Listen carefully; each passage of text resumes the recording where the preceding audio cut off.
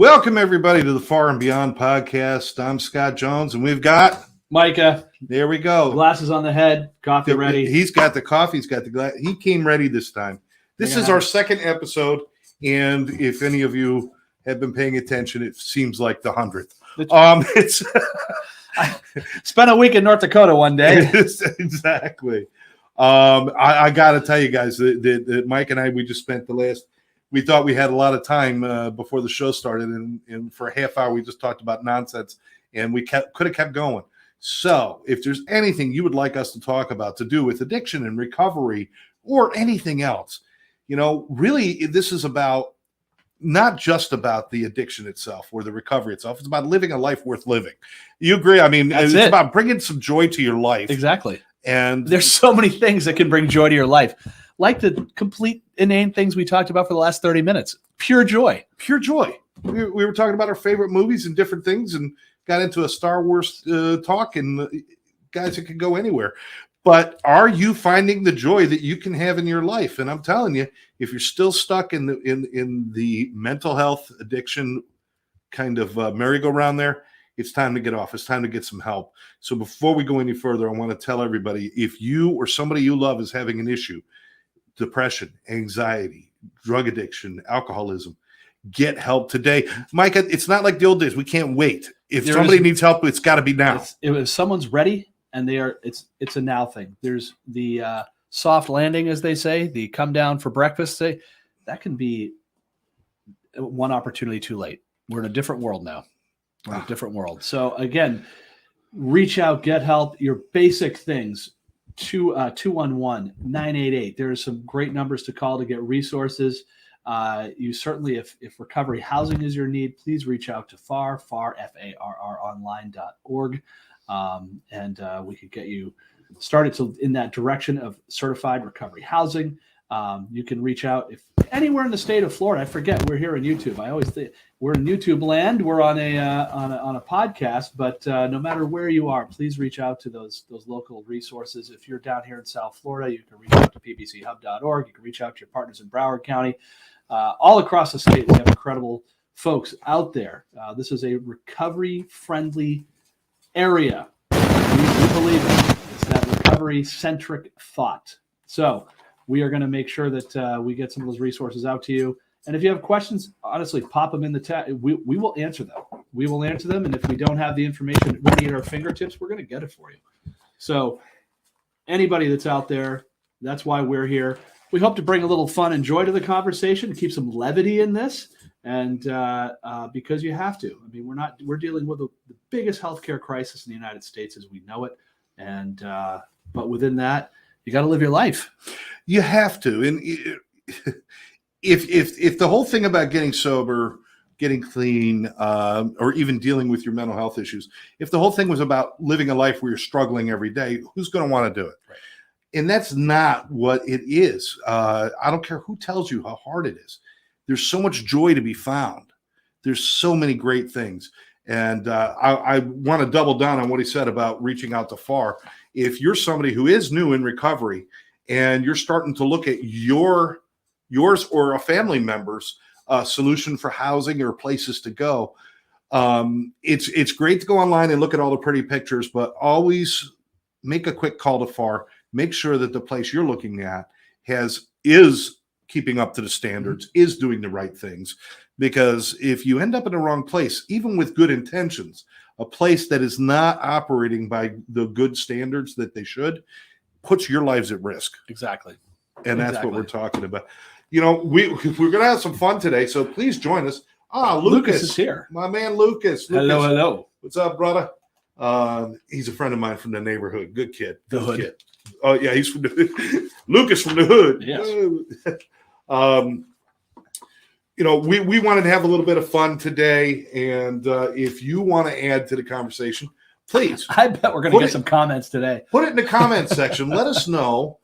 We're going to talk about movies about addictions and recovery. Yes. Whether it's a cautionary tale or it's about the recovery. Right. Either one. More cautionary tales. Yeah, lots of cautionary tale movies. Or songs. Or songs about that. We might even talk about some celebrities who are open with their recovery. Thank God. Mm-hmm. Thank God. I mean, I'm just going to mention a celebrity before we get started. Is Robert Downey Jr. Yeah. Who Talk about going to the edge and back. Grew up with us. Absolutely. And we watched him back in the days of Less Than Zero and the other movies. One of the best movies ever. Where he was going under with the drugs and everything else, heading down the same road as River Phoenix and these other people. He was there. He was there that night. Yeah. Oh, that's right. That's right. He was at the club with him.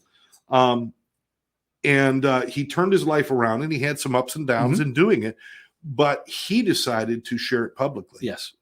You know, he doesn't sit there and talk about it ad nauseum, but he will share that he's in recovery, and he will share with anybody who needs help. He's helped them. Yes. That's brilliant. He's a big step towards getting rid of that stigma too.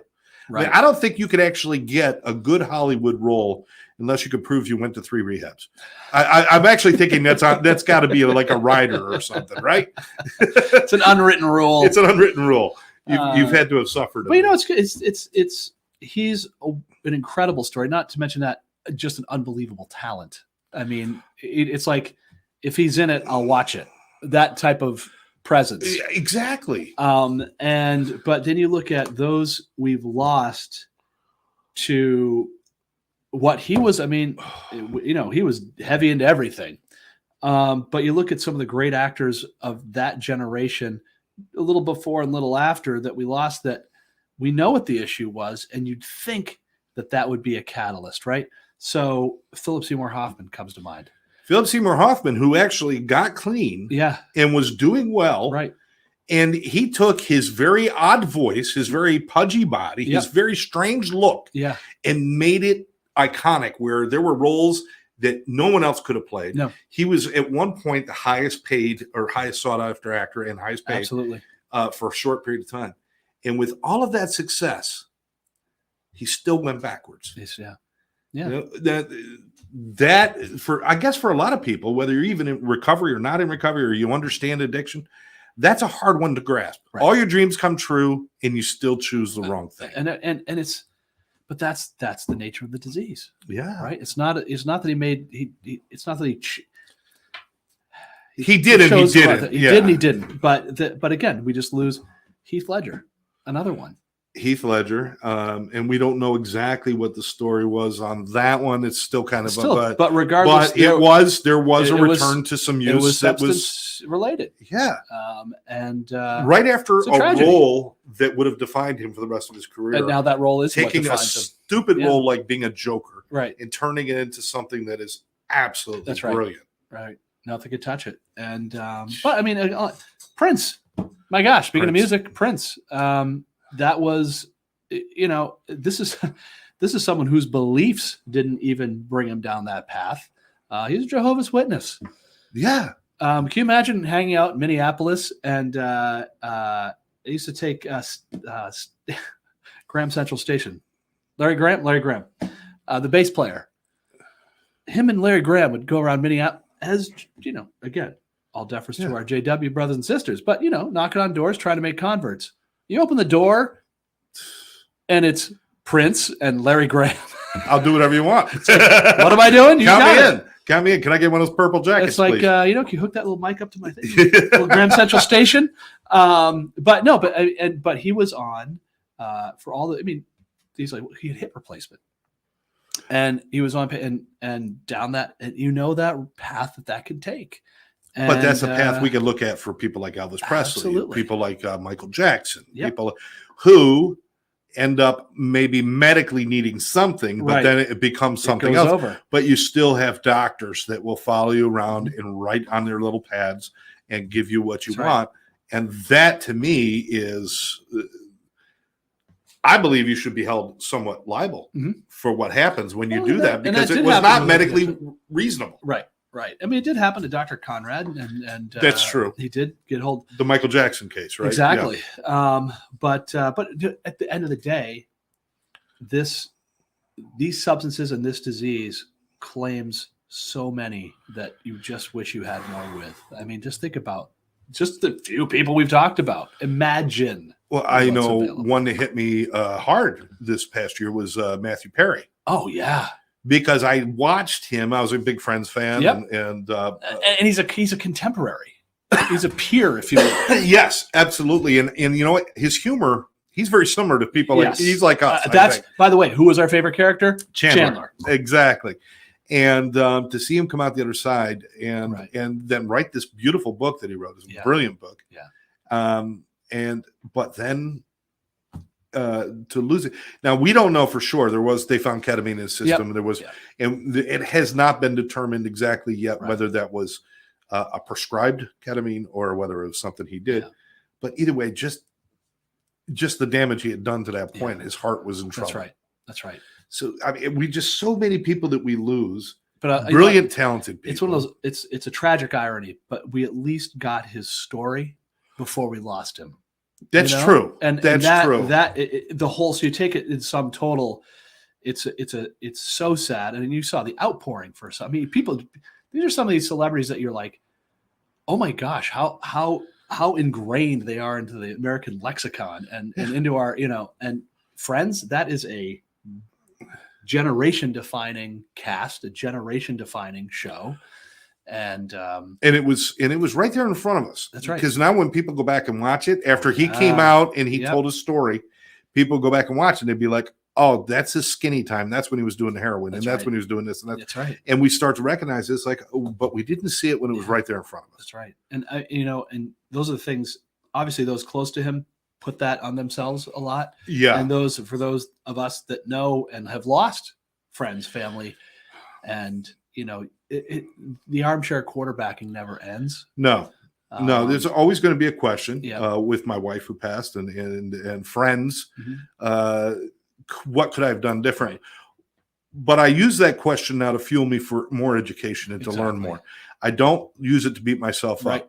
I'm like, if all of us were better equipped, imagine what we could do. So we just got to keep striving to learn more and to not, oh, for God's sake, don't put your head in the sand and pretend it's not happening out there in front of us. Right. That's it. I mean, and that's why, it's interesting is that you see all these artists putting out music and telling their story and you just go through just contemporaries. I mean, I go through the classics that have sought recovery and the music that's come out of it has been incredible. I mean, let's go to the Godfather, Eric Clapton, right? He made it his life and his mission. It's interesting that he picked. We're going to go into the music weeds here, kids. There we go. We're going down the rabbit hole. We're going deep. Ready. But he used to do a lot of J.J. Cale songs, which were, Cocaine, which was a classic. Yeah. The No-No song, which Clapton did, but Ringo did, and they were all buddies, right? I think Waylon helped Ringo with that one. I think it was during a drunken stupor they wrote that one. That's right. So these are all songs that kind of talk about that time in their lives. But that whole, of course, I think there was a day in 1978. I think that there was no cocaine on the planet. Because I think Mick Fleetwood, Ringo Starr, Joe Walsh, and Eric Clapton were in a room, and it was all gone. It just they did it all. There was nothing else. There was nothing else to do. I think Ace Frehley was banging on the but it was all gone. It was none left for anybody else. But the day the coke all went away. But all you think about those. Those are, these are legendary artists of that ilk. They're still, they're still with us and still promoting that message and getting beyond the day the kilo died. That you're talking That's about. Another song right there. We're gonna have a hit. We're gonna have most of the people in that room moved into a recovery lifestyle. That was it. I think and pretty much all of them. I guess. That's right. But they've all embraced it in a sense that it did not make them retreat from music.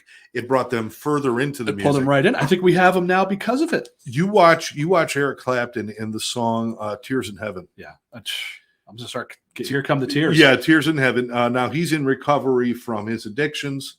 And his son tragically died in an accident where he fell from a balcony at their New York apartment and fell to his death.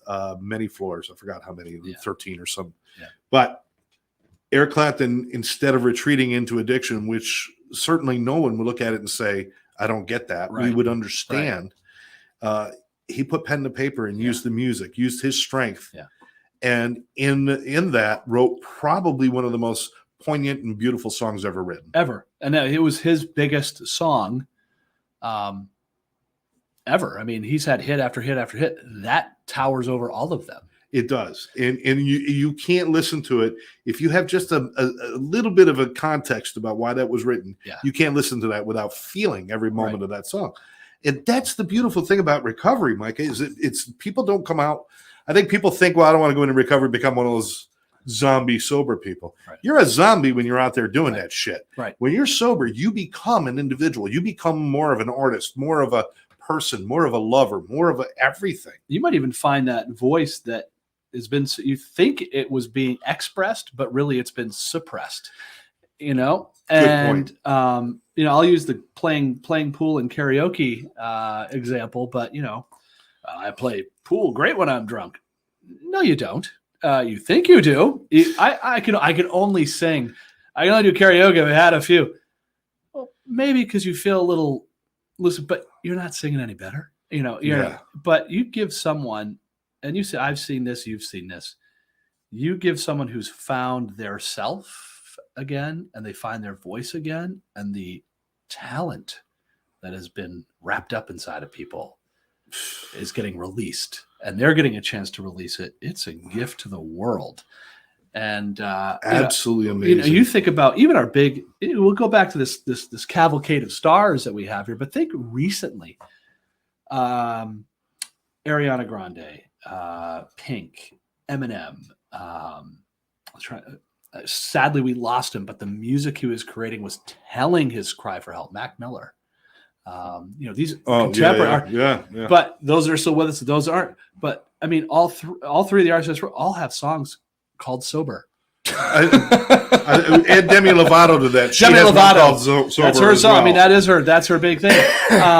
Excuse me, Ariana Grande was more on the behavioral health side, but Demi Lovato was sober. Pink is sober. Eminem sober. That's the whole album, I believe. But that whole arc, and then if you think about it, they've been influenced by other artists that have found that as well. Elton John is one of the most, talk about public story of his own journey. Absolutely. Elton John has been in recovery for I think it's 38, 40 years. It's decades. I've got, of course I did my research. I've got it here in front of me. Elton John, he had 31 years in 2021, so he's up to 34, 35 now. Yeah. He's right in that area. Yeah. Huge move. He helped Eminem. Oh, yeah. He was one of the ones that, it just like Mel Gibson was sober. Right. Stepped in to help the guy we talked about, Robert Downey. Yeah. Then Mel Gibson fell off the wagon. Yep. Guess who showed up at his doorstep? Robert Downey showed up to help him. That's right. And it was beautiful. But yeah, Elton John was he was one of the first ones to truly embrace that. Yeah, I mean, it's kind of like I call it the big four: Ringo, Joe Walsh, Clapton, and Elton. Joe Walsh. Ringo is now at 35 years. Joe Walsh from the Eagles. And the James Gang. Don't forget. Joe Walsh, 27, so now it's up to 31 years for him. And I believe it was Ringo that got Joe because they're both married to. They're not both married. That came out wrong. They're both married to the same. Okay. They're both married to sober, a Bach but that's sister. A messed up they each situation. have a Bach sister. A what? They're married to Catherine Bach and. Anyways. Oh, I thought you said a box sister. I'm like, what do you put your sister in a box and you marry her? I don't know. Go Ringo. Welcome to Tennessee, folks. Yeah, that's right. No, I'm from Maine. Fits there too. But anyway, just great people. Got another one that's one of the music guys who's got one of the longest stretches of sobriety. Think music. Who would it be? One of the longest stretches in music. Trying to think. Now so many. About 44 years. 44 years. Because we already talked Clapton. Phil. No, he's sober. This is the one you would never think of. Who hit me? Alice Cooper. Oh, Alice Cooper. Oh, my gosh. I didn't even realize that Alice Cooper is one of those guys that, you forget he's in recovery because he's been like on that path for so long. Exactly. And he did was his career of use was like a blip compared to his not use. And it didn't change his artistry. Not at all. He's next level genius on many fronts. Absolutely. Quote from Alice Cooper says, "I didn't realize I was an alcoholic until I realized it wasn't fun anymore. It was now medicine." That's right. He took it so he wouldn't get he used it so he wouldn't get sick. As far as actors are concerned, Anthony Hopkins is one of the longest running sober people at 48 or 49 years. Remember, at this point. he was one of the last of the call it the carousers generation. Oliver Reed, Peter O'Toole, Richard Harris. I mean, these guys were. It's terrible. Robert Shaw. Shaw. Almost every film you've ever seen Robert Shaw in, he was drunk when he did the film. Jaws. They had to feed him the lines one at a time. But he was. Remember, there was a point in this. He had like a 19-minute where he literally gave the background to the whole part. Like the story he told was more horrifying than the shark because it gave the USS Indianapolis. Yes. And they pulled that out of it, but it was like they had to like feed him because it's like old Robert ain't doing 19 minutes. But you think about that too, is that and some of those artists and they talk about but then the lyrics they come up with, and I always it's and that's why so many people find, and you and I both do this. We both work with folks in recovery and bring music into that field, right? And not because we're therapists by training, trade, or degree, but we know the value that it has in the individual, right? And they have that experience they have with music, what it tells them. And that's the thing. It's like they may not have created those lyrics, but I guarantee there's an artist that has, and that's why they connect. It's like, I could not have written that myself. Right. Right. So how did you know? How did you know? There's so many gifts of recovery that we have had an opportunity to see parts of life other people haven't seen. Right.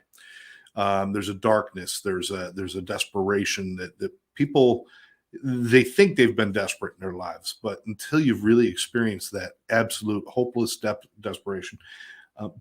But because I have that, it makes me understand the light even better, and I can see things differently. And a lot of these artists embrace that and realized. It's like, I've been gifted I've been gifted to pits of hell and tears in heaven. I mean, I've been gifted all of that. That's right. We're in songs. One of the most ironic songs probably ever is the song "Rehab" by Amy Winehouse. Right? Was that the most ironic? Ironic and tragic and everything, and also brilliant all in one. I mean, speaking of an artist that was, and here's this even sadder part of that is another artist that was really trying to get to the other side. And people don't realize how dangerous detoxing from alcohol is. I mean, that's really, it's the number one. It's deadly.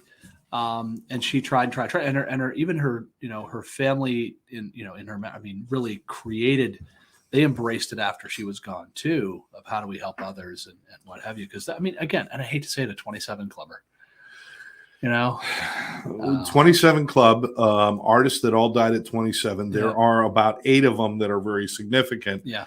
Of that 8, there's 5 or 6 that are super popular. Yeah. Amy Winehouse, Jim Morrison, Jimi Hendrix, Kurt Cobain. I almost said Keith Cobain. Kurt Cobain. And Jeff Buckley. Janis Joplin. People forget Jeff Buckley. Yeah, crazy. Jeff Buckley. But I've painted a series based on the 27 Club. Yeah. Which were really I want to say the original 27 Clubber, as we know it, was Robert Johnson, the blues. Yeah. Yeah, Robert Johnson. Absolutely. And was it I can't remember if he was in the 20.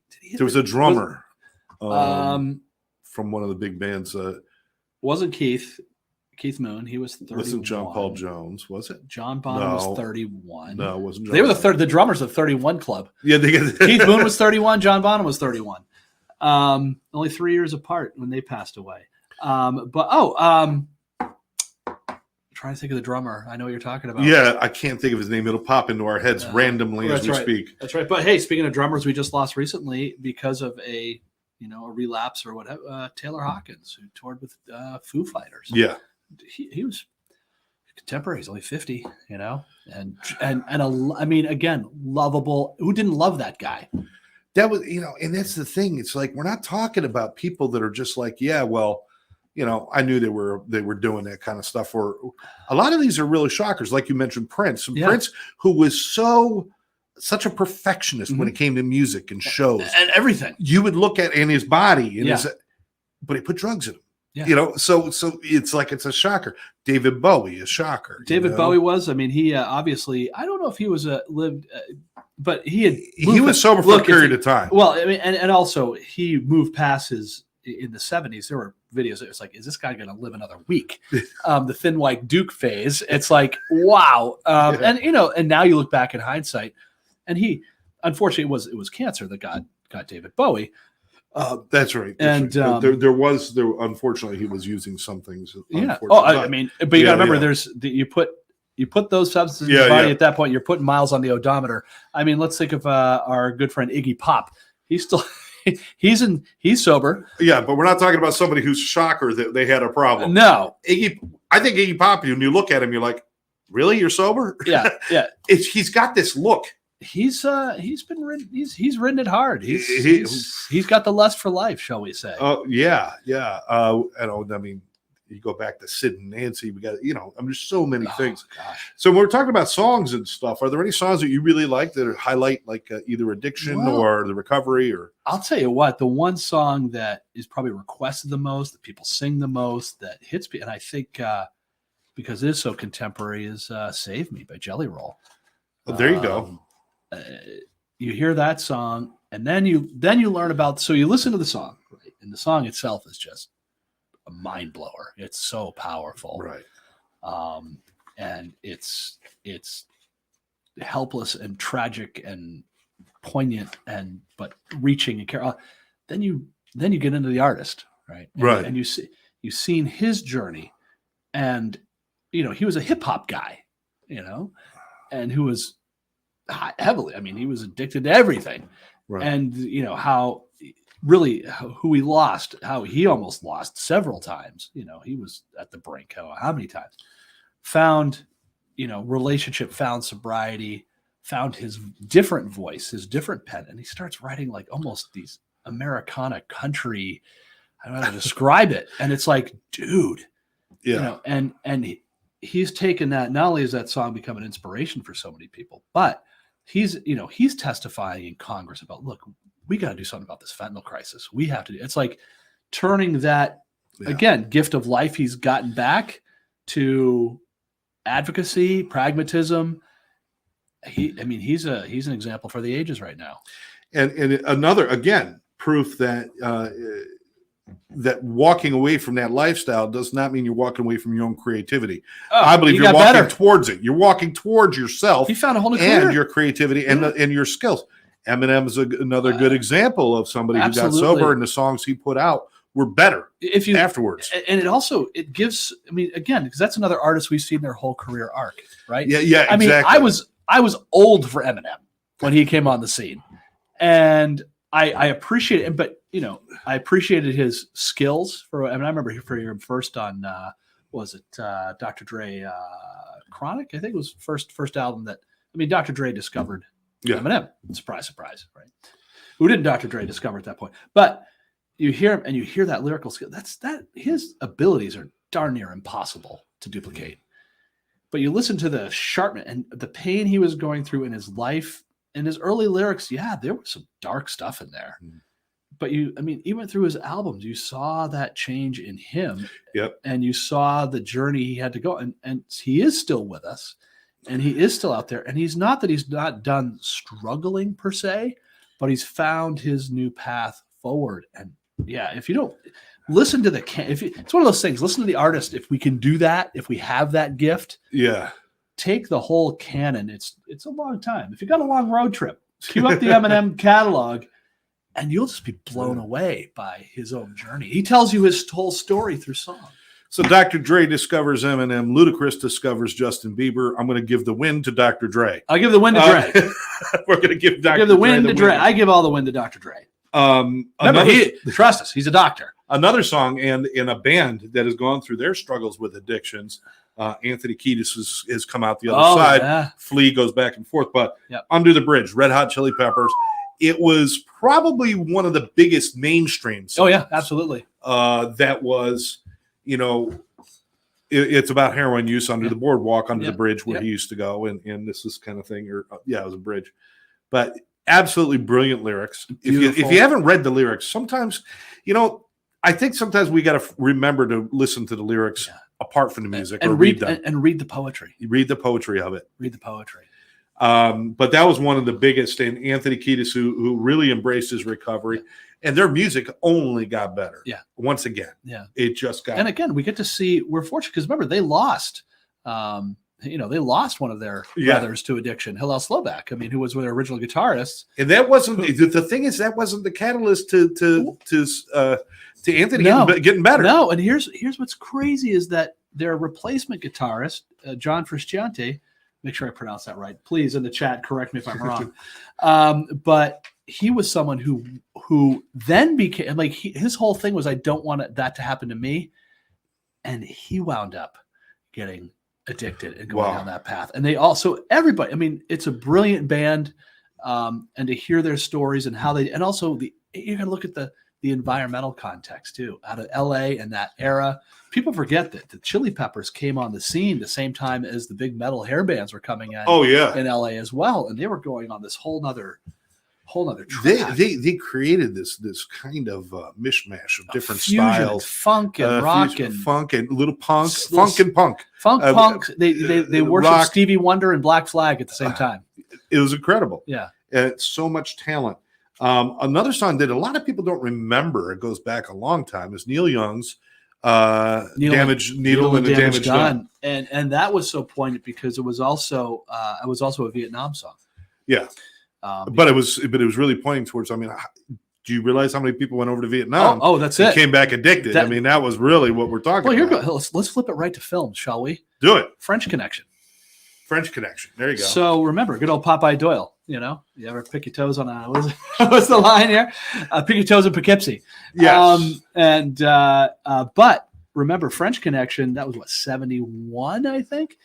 And 71, 72. But that touched on that entire era of that, that infusion of heroin into call it the mainstream, because these were mainstream guys coming back with addictions that never would have happened here for a lot of these guys, because the access. You got to remember too, there were guys trafficking heroin in body bags and stuff. I mean, it was horrific, and that was like the first big. You track that era. And there's a lot of films in that era that what not the new school, but there was great directors and from say The Godfather through I'm trying to think of it was kind of the next step. They had the golden age. They had the golden age of cinema. Then they had that would have been. There was a lot of exploitation movies going on. But Midnight Cowboy with Dustin Hoffman and John Voight. Talk about the entire. That's such a brilliant and difficult film. And the way they filmed that it wasn't like we were going to take a hard look at addiction. We were taking a hard look at the life. We were taking a hard look at the everyday struggle and the ability of somebody who's in the mess to somehow manage through it. Yeah. But at the end, there's no happy ending. There's no, you got to love it when they don't leave you. I still love that song. The resolution. Oh yeah. Everybody's talking at me. Harry Nilsson. You just had the films of that era did even things like Dirty Harry, right? All right. Same era, same time frame. Really was. And if you look at that, who's he going out? He's busting, drug dealers and junkies and this and that and everything else. Well, it was a more extreme rebuttal to it, but it was, all those things are filmed. That was the San Francisco scene. How much was trafficked through San Francisco at that era? It was a dark time. It really was. It was that hangover from. Well, think about it. The 60s, we take the music from the 60s, and you had, really that sort of exploration time. It was the experimentation time. Marijuana in the early part of the decade was still legal. Hallucinogenics were legal. I mean, we can go into the tinfoil hat stuff and talk CAA things, whatever. We're not going to go there. But next show, if you listen to the we'll music, wear our hats. We'll wear our hats. We've listened to the music, Yeah. right? You knew when Bob Dylan started smoking grass. You know when the Beatles started start smoking with Bob Dylan. Hello, Norwegian Oh Wood. shit! They brought a sitar. They're high again. They're high. Good old George. Do you remember George wrote all this good stuff? But they were using that as a catalyst for, and the idea was that mind exploration, that mind expansion. And you were talking early stages of it. It didn't get dark until a little later. When you talk about musicians and the dark side, you have to go back to the jazz age. You have to go back to, Coltrane's heroin addiction, Bird's heroin addiction, Billie Holiday's heroin addiction, Miles Davis heroin addiction. All those, Titans, genius, Chet Baker, the trumpet player. Go with Ray Charles. Back in that time. All that same. Yeah. Post-war, but that, and we lost, and we want to talk a canon of pure genius. You're not going to find a more genius section of pure American music than that. People always talk about like the great rock and roll stuff. It's like, without that, none of this happens. That launched it. And again, in the blues era, all those great blues artists that were in that era. So this is not a new thing. Yeah. And those things there, that was like that first wave of what the heroin in our country did. I get to listen to interviews or look at interviews with any rock and rollers from the 50s and 60s and ask them, who was your influence? To a T, almost every single one of those musicians, the Beatles, Elvis, all those people, anybody who was big in music, it always went back to some blues guy. It was always back to some blues guy. Sometimes you heard of him, sometimes you never heard of him. But that's idea. Where it was all born, right? Well, I love Big Bill Brunzi. Who? Yeah. Potbelly Pete used to love him. That's right. These guys were like, and that's interesting too. But some of that was emulated. Then they wound up on their own sort of addiction journey, which is I wouldn't say ironic. It's more coincidental. Yeah. And but I think some of that comes out of that. And by the way, we're just spitballing here. We're having fun, but this is how we think about stuff. Yeah. But that 60s mind expansion, and then people saw, wow, this is a creative. It's fueling my creativity. And then you have sort of cautionary tales that did come out the other side. But think of someone like Brian Wilson, who talk about a complete musical genius. Yeah. Beach Boys. If you don't, not sure. Brian Wilson, pick up Smiley Smile, and just peel the Pet Sounds. Maybe one of the best albums ever. Look, I'm going to get stones thrown at me, but if it wasn't for Pet Sounds, there's no Sgt. Pepper. And quite frankly, if you listen top to bottom, Pet Sounds is a better record than Sgt. Pepper. Wow. But then there's the White Album. Anyways, that's a lot. That's and three, Crickets. That's 3 shows that we can go into. But now on the flip side, and Brian Wilson also was less, but also for mental health. He has in his struggle with mental health his whole life. Yeah. And it was crushing for him. He disappeared from public view and dealt with. He's a wonderful tale to talk about that has come out on the other side. But you know what? It took a long time, decades, and people are like, well, but he was a star, and he was this, and he was that. Listen, Jimmy Buffett was a star. Yep. I love Jimmy Buffett. I'm still not. I'm never. This isn't about mental health or addiction. Yeah. Jimmy Buffett was probably about as solid as you get. Yep. But he enjoyed every bit of his career. Yes, and every bit of his life. Even when he had a little bit of a hardship, he had people around him, and it was not a big deal. And he had really kind of focused in on, this is the kind of life I want to live. And he lived that life. That's right. He was very happy. Brian Wilson, if you go throughout his career, it started huge, and then the turmoil started. And that turmoil went for decades. That's right. All kinds of turmoil where, yes, he was huge. Yes, he was big. But there was all this infighting and hatred and anger and jealousy and this and that and addictions on top of that. He wasn't actually being able to live the life he could have with his talent. That's right. And he was afraid of it because his talent, people don't even realize how talented this guy is. Sometimes it's hard because there's so many people on stage you're not realizing where a lot of it's coming from. All of it came from him. Yeah. every single bit of it, every part, every arrangement. Remember the Beach Boys, there's the Beach Boys, except for singing, they didn't play an instrument on those records. It was Brian directing the Wrecking Crew at Capitol Records. I mean, he's like, my band can't play these things. And then they'd have a touring band behind them. They'd sort of pluck along on whatever's unplugged on stage. But Dennis Wilson could play drums a little bit. But you probably know this, but when they recorded Good Vibrations, it was the highest cost to record a song in history at that time. That's right. Because it took so long to put that brilliant. Listen to Good Vibrations and listen to all the pieces and parts. I'm going to get thrown more rocks again. In my opinion, it's the most perfect pop song ever created. It's not quite "Oops, I Did It Again" by Britney Spears. But we'll call listen to the whole thing, and you're like, and again, people are like, what are you talking about? It's like, if you get it, you get it. And trust me, I'm a Beatles fanatic. Yeah, he is. But I think there's a point for about 6 months of my life I thought I was Paul McCartney. But there you go. But you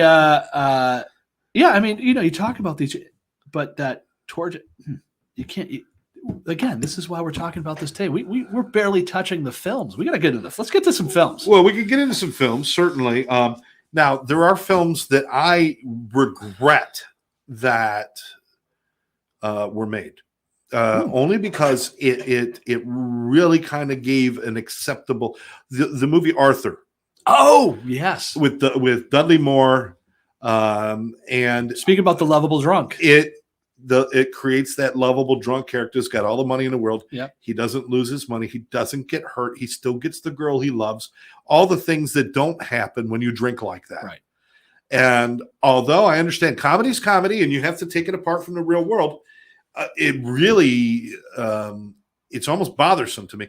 I don't mind it if we make. Okay, let's do another Arthur movie, and let's tell the truth about what happens. Yeah, and we don't have to look far for somebody with a lot of money and a lot of potential, and watch them lose it all. Right? We don't have to look far. Right. So that one, when they have movies like that where it's like everything's cool in the gang for me to blaze up, shoot up, drink up, whatever it is. Yeah. Sometimes I think that it creates the wrong message, or we don't understand. I'm not saying we can't laugh at shit. But we don't understand what the truth is about that sometimes. Well, it also comes out of an era when you could quote unquote have a soft landing. That's true. We're not in that world anymore. But Arthur was 81, 82. Arthur was. I've actually got the year right here, of course. How am I doing? How's my guess? Let's see. Oh, it's actually in the main list here. See, we got notes. We got different ones. Here. Yeah, I you know what? I saw it and I lost it. So I don't know where it is now, but Arthur, 1981. 81. Not too bad. That's good. My guesswork is pretty good these days. Absolutely. But here's a coincidence too, that a star in that movie, he's playing the lovable drunk, but wasn't a big drunk in real life. Liza Minnelli, who's in the film, has struggled her whole life. Was trying to hold him together, but she was the one that was the real problem. Apart. Right. And which her, and God bless her, because she's an amazing talent too, but look at what she grew up with. I mean, her mother, Judy Garland, you want to talk about, a child, a national treasure at 15, 16 years old, struggling with that, trying to come to grips with that her whole life. Struggled with substance use to the very end. Yeah. And you look at her before she passed away, there's pictures of her. I mean, she was only 42 or 40. She was not an old woman. But you know what? But if you look, she looked 80. She looked a lot older. My father, this is my father, Steve O, good, my man. But he and again, musician, all kinds of stuff, and didn't manage to see it. And he saw her again right before she passed away, and this was in an airport or something like that, and he's like, it was unrecognizable.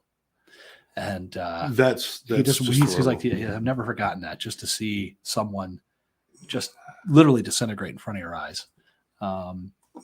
So you imagine that as when you're born to royalty, right? You should have known that time he got caught smoking dope on set with the Scarecrow and he disappeared. That's right. What was he stuffed with? Flying monkeys. Puppies. Some other movies. You mentioned Midnight Cowboy. That's a big one as far as addictions. The Basketball Diaries. Huge on drug use. Absolutely. and really kind of gives it. It's almost hard to watch in some top points. Yeah, there's a film that came out early 2000s, Requiem for a Dream. Yes, Jared Leto, one of the Wayans brothers, and Jennifer Connelly. yeah. Great actress, probably one of her best. All of them was some of their best work. One of those films that nobody really. It was like an art house film. Yeah, it's not something you would know. It's not something you go popular. into because guess what? You come out of it feeling gross. It's that. It's not pleasant. There is no. Yeah, you know what? That's one of those ones that says this can happen and this is how it will end for you, and that's it. Now, one of my favorite stories, and this film has been now made 3 times, maybe 4. A Star Is Born. Oh my gosh, A Star Is Born. Which is your favorite? Now, my favorite is Chris Christopherson Yes, and Barbra Streisand. Yes, indeed. Now, you do know that they offered that part to Elvis, That's right. and he That's turned right. it down because he could not get top billing over Barbra Streisand. And no And offense, it was actually the Colonel who turned it down. yeah, it's like, come on now. Oh, the Colonel, jeez. It would have been, but Chris Christopherson was so brilliant in that film. Yeah, because he was perfect. Because Chris Christopherson's so understated as it is, and the songs he was singing in his voice, Watch Closely Now, and Go to Hell, the song Go to Hell After Dark. But he was so good, and Barbra Streisand was. It's just such a great story. Now there's that version. There's the Bradley Cooper, Lady Gaga, which actually was done very well. Oh, it was excellent. They brought it up to modern day, and they actually put the suicide part into that, not just now in with the first one or the one with the Barbra Streisand, he died car crash. That's right. This one they put suicide.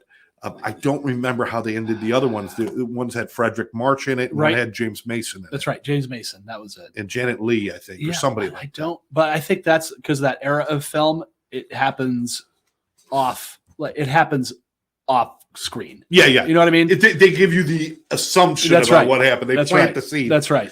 But that was such a great story. Listen, watch both of them. 1970, I think it's 1974. See, it came right out of that masterful era of film. Stars Born was 2018. The other one was it was in the 70s with Barbra Streisand. But watch both of them. They're both brilliant. It's not like you're giving it away. And the music they wrote for it was beautiful. It was incredible. Barbra Streisand's the song Evergreen that came from the first one was one of the most beautiful songs. And she was, it's just a brilliant movie. It's a brilliant, they're both. And I've always had a crush on Barbra Streisand. If you don't love Barbara, really? What's wrong with you? What's wrong with you? There's like some artists out there. It's like, if you don't love Barbara, what's wrong with you? Aretha Franklin, do you live here? Yes. Let's see. Requiem for a Dream was 2000. 2000. It was in 2000. There's a lot of other films here that got a lot of The Wolf of Wall Street, which is a newer film. Really shows not just the addiction to the drugs and everything else, but the addiction to the entire lifestyle. The whole power. Sex, money, drugs. It was a great, it took, because the film Wall Street was brilliant. Same thing. Same idea, same concept, of course. I love Wall Street all the way up until the end when they ask what's his name? The kid. Charlie Sheen. Yeah. Charlie Sheen, when he has to cry at the end. Yeah. That was the worst crying I've ever seen. Yeah. Not at the end when he got arrested. Yeah. He didn't quite nail it there. He did not cry well. No. The director should have said, okay, don't cry, just look sad, because he was trying to force cry out. Yeah. I wanted to cry watching him try to cry. I got to go back and watch it again because I want to see if he's trying to act it or he's trying to act it that he literally cannot find that emotional button in himself. When he got arrested at his firm. Yep. When they're walking him through. Yep. He's making his face, and it looks so hard, like he's trying to create a tear that, he probably soiled himself. He tried so hard. But that's, anyway. That's another great Oliver Stone film. Great film. Great film. But if you take that and I'll flip that up, remember that was about it's so interesting how these are reflective of the era too. So that was really the insider trading, not the 80s, go yuppie 80s. Greed is good. Greed is good, right? Greed, for lack of a better word, right, is good. Right. Michael Douglas, God, he was good in that. He had a run for about 7 years that you couldn't touch him. Jewel of the Nile, I forgot about Jewel of the Nile. Romancing the Stone, Wall Street. What else? Black Rain. Very good. Great film. He was he was a lawyer or a judge in one movie. Something about they were killing people. I forgot the name of the film. It'll come to me in a little Well, bit. and But I think he ended up. he's been so brilliant. Yeah, in so many exactly. things. He's just great. But I digress. Other movies. Those are great movies. Other movies. One of the most classic films that I really enjoy had Jack Lemmon in it and Lee Remick, and it was called Days of Wine and Roses. Ooh. And it was about this couple, and he was in love with this woman, Lee Remick, and she was an alcoholic, and how he tried everything to make everything okay. Right. And it was just sad to watch as he falls apart trying to help her. Right. And that was just talk about telling a Days story. of Wine and Roses. Great black and white film. If it's Jack Lemmon, well, yeah, you can't go wrong. And Lee Remick, forget about it. So it's a brilliant. It's the kind of movie. It's almost like 12 Angry Men. Small cast, very pointed, very intimate film, but it really points out you're almost more affected by what it's doing to him than what it's doing to her. Right. Which is a really nice point. And that's the counterpoint you don't see in a lot of films. Another film that has that sort of the effect, Barfly. Absolutely. Mickey Rourke. And who was the woman in that? That you go. It's like Ellen Barkin or somebody. It's like Ellen that. Barkin. Is it Ellen Barkin? Ellen Barkin. Yeah. It's only since same, almost like the reverse of Days of Wine and Roses, because she just. And it's one of those things too where the real life of what's happening in there too with Mickey Rourke at that period. I mean, here's a guy that literally was like the guy. Now I'm not sure what he is. Yeah, and it doesn't look like a human anymore. But I will say this: at least he has had a comeback and put some great work. The wrestler got him back on the scene. You forget how good of an actor he was because his life became an act. Oh, what's his greatest film? Come on. It's the Pope of Greenwich Village. Greenwich Village, yeah. Great film. And Eric Roberts. Eric Roberts, Julia Roberts' brother. The Pope of Greenwich Village. Yep. Unfreaking believable. Great film. It gets off our topic, but it's just a great film. Well, it also shows they took my thumb, Charlie. But they go, that was again a star that literally ground himself to a pulp. Yeah. But was able to come back, and he's still a strange dude, but he's got it together enough he's working and showing us his skill and his craft again, which is fantastic. Some other films just to mention, Scarface, obviously, oh gosh, big. I think it glamorizes certain things a little too much for my taste, but it was a well done film. It was a good film. And again, written by who? Oliver Stone. Yeah, there you go. You've got movies like Gia. With Angelina Jolie. Angelina Jolie. Boogie Nights, a lot about addiction. There was a lot of drug use. Traffic, Blow. Oh, gosh. Traffic, Blow, Dope. I mean, these are all great films. Those were great films. How many of those were Johnny Depp in? Most. Yeah, it's just called Johnny Depp's Lifestyle. Johnny Depp. Really what it's called. Well, Blow was a great, because that was all about Boston George. And, originally the marijuana running in the 70s and 80s. So it was a good historical perspective too. Oh, absolutely. Of that era.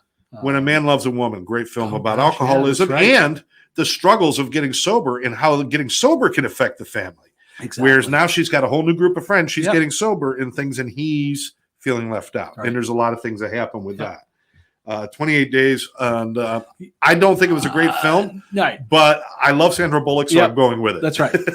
I just love Sandra America's Bullock. Sweetheart. America's Sweetheart. You can't do wrong with Sandra Bullock. Yeah. Well, that comes to that idea of comedy too, because you don't have the madcap 80. Well, that's 28 Days was not that long ago, but think about the pervasive substance use in a lot of like 80s comedies and things like that. Yeah, yeah. And it always had the fun, light, funny side, like the cocaine, always someone sneezes, and then it's the flower gag. It's this, and it's the silly side of someone getting high for the first time, or, and it doesn't, the consequence has a funny resolution to it, or, where you don't have those anymore. Well, they would have things like that, not as much, and they wouldn't have thought about the serious side as much back then, although they did have things like Drugstore Cowboy would come out. But a lot of these weren't mainstream movies. No. These are more like independent films that some people saw. And they are, because, nowadays, it's much more, you see it more, Train Spotting, things like that. it's in your face now. Yeah. And the ugliness of addiction is really being represented well by a lot of films. And again, those were underground films because it was, think of the stigma. It was underground. Yeah. You know, let's make silly, haha, funny, the drunk movie, this kind of thing. Okay, well, that keeps it in this safe realm here. Yeah, exactly. And some of those, it's like that nervous laugh, like, oh yeah, it's funny, and that's not really a problem. Even the movie Clean and Sober, which was 1988, and that was Michael Keaton. And Michael Keaton could give you serious moments, but overall, you still want to smile with the guy. And so he put a clean edge on a difficult thing. He did. But it did start to lean a little bit towards some of the problems. Well, and I think he was a good actor to do it because he probably was the right one. You know, people forget he took that break and came back and just as genius as ever, right? But you know, you look at when he kind of that 80s when he came up and was brilliant, and he did that film. You know, you look at who they had to get that start change, like you said, that's changing a little bit over, but not quite all the way. He was perfect for that. I give Michael Keaton a lot of credit for reinventing himself so many times. Yeah. When he did Mr. Mommy came out, I think everybody wanted something slapstick to come out of him. That's right. And he was brilliant at it. Yep. But it wasn't until later we got to see some of his more serious stuff. Yeah. And he plays a great villain. Yeah. He does a lot of great stuff. The movie where he's the actor who used to play the bird. What the hell was that called? He won the Oscar for it. Yeah, it was brilliant. Anybody know? Help us. Just help us out. I pulled 1981 for Arthur out of my. Brain. I can't remember. It's a long name. It's a long name for the film. Yeah. He used to play a superhero. Yeah, that's right. Birdman. That was it. Birdman. Yeah, long name. Yeah, Birdman. Birdman. 12 eyes. But Birdman. Such a brilliant piece of work. But also speaking about, but he's also somebody who is very, very much doesn't drink, doesn't do drugs, does it very straight and narrow. Right. Well, you look. Let's throw it back to speaking of musical artists too. This is how we ping pong. Woo! It doesn't stop. Like I said, juice boxes and ponies up here. That's all we got. Take Alice Cooper, who then alcohol was his issue, and could clean it so. Well, who discovered Alice Cooper? Frank Zappa. Frank Zappa, legendary non-participant of drugs or alcohol. Cigarettes, which probably caused him to die at 54 years old. Yeah. But he wouldn't even if you were in the band, he's like, you had to be so good. And Zappa, Brian Williams, these are guys, Brian Wilson, these are guys who don't realize, when they look at composers of the 20th century, they're going to be in the top 5. Let me give you another one that people probably would be shocked by, who never drank and never used drugs. Gene Simmons. Gene Simmons and Paul Stanley. I think Paul Stanley actually kind of dabbled a little bit, but never. But no, not now. But not. I mean, the reason that Peter Criss and Ace Frehley had to leave the band was because of their alcohol and drug use. That's right. But one of the things Gene Simmons says, Kiss, you look at them and you're thinking, this is hard rock and roll. This is rock and roll. And Gene Simmons, I slept with a million girls, and he admits that's just part of his. It's part of the shtick. But he says we act the part, but we don't do the part. Right. You act like you're rock and roll, but you don't do rock and roll. Well, and that's how you make it last a long time. Look, Paul and Gene crafted a wonderful business model back in 1972. They really did. And hit it. And now I'm going back because I love Kiss. Me too. And I'm seeing stuff from and YouTube's amazing. While we're here, we're on it. Yes, amazing. YouTube is amazing. More amazing now with us. So when you go there, check out some early Kiss stuff like Midnight Special, things like that from the mid 70s before they dropped Kiss Alive and things like that. But if you're a Kiss fan, they're a good band. If you're a Kiss fan, I want you to write this down, then cross it out, eat it, burn it, and never think of it again. Kiss meets the Phantom. Don't watch it. Don't look at it. No, it'll make you hate Kiss. Don't do it. But when you go to your local fair, think about Kiss meets the Phantom because it. Never mind. It was so horrible. The worst thing ever. I was in the Kiss Army. I was in the Kiss. I've got my original Kiss Army card hanging in the other room. Anymore. I was fortunate that my neighbors growing up were all a little older than me. So, they're doing lip sync. Everybody was, if it was 1977, you were carrying a lightsaber and you had Kiss makeup on. I was in grade school maybe I was a little kid. I was maybe sixth kindergarten. grade. And they had a talent show. Yeah. And me and my friend Bill McClenton and his little brother, I think Tom, and a friend of ours, Danny, we went out as Kiss. Yep. I was Ace Frehley, and Bill was Gene Simpson. Bill had the tongue. Bill had the tongue. Look, and we spit up the blood. We did all that Yeah. stuff, and we got the biggest standing ovation. It was the greatest thing. We did Detroit Rock City. right. It was awesome, but we were disqualified because they told him no blood. He did the blood anyway, so we got disqualified. Best disqualification ever. Right there. But it was awesome. I loved Kiss.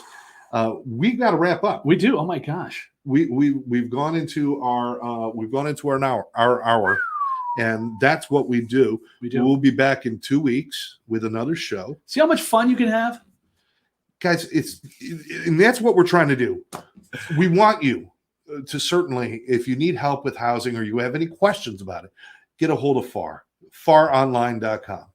You can .org, FARRonline.org. That's what I said. .org. That's what I .org. said.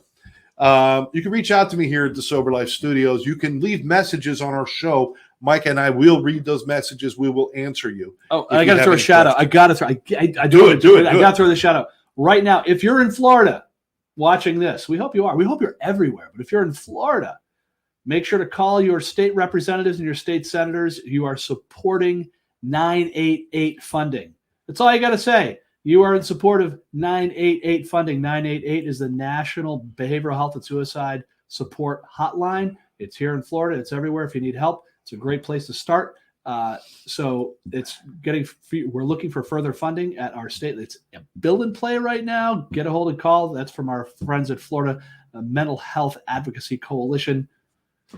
Hey, we're FARR, but we help our other friends too. This is a very, very important thing to get behind. Make sure you check it out. But the 988 takes the pressure off of 911 in situations where it's very specialized. It doesn't have to be an emergency with 988. It simply has to be a problem that you want to deal with. So that's a good thing. But anything you'd like us to talk about, any topics you have, any questions you have, or hey, if you want to be a guest on the show, you don't have to come in the studio. You could just be at home and join us. Could be anywhere. We could pipe you in for a 5-minute interview or 10-minute interview, or we'll decide how long we want to keep you on. Yeah, you can have your very own digital box you're sitting in. That's right. You could be whatever you want to be. Dress up as Batman. We'll put you on twice. All right. So Michael Keaton again. There you go. I have so many things I could say right now, and I'm going to keep them here. We're going to keep here. Yeah. Up here with the juice boxes and ponies. That's all we got. I want to thank everybody for joining us. You're watching the FARR and Beyond podcast.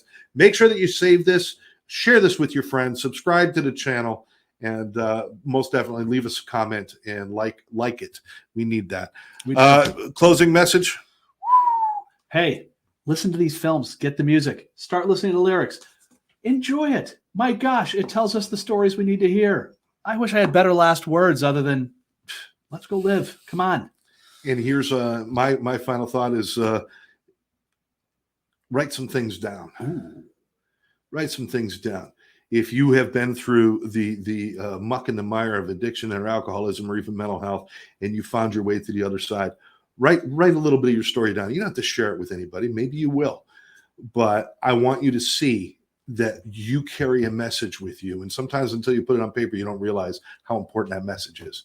Write it down. And always remember. Hey, I think I have a tagline for us. Good. Because we're FARR and beyond. Remember this, you're never beyond help. Never. And remember, as I always say, every day, do 2 nice things for yourself, 1 nice thing for somebody else, and you'll never go wrong. I'm Scott. Micah. We'll catch you next time right here on the FARR and Beyond podcast. And beyond.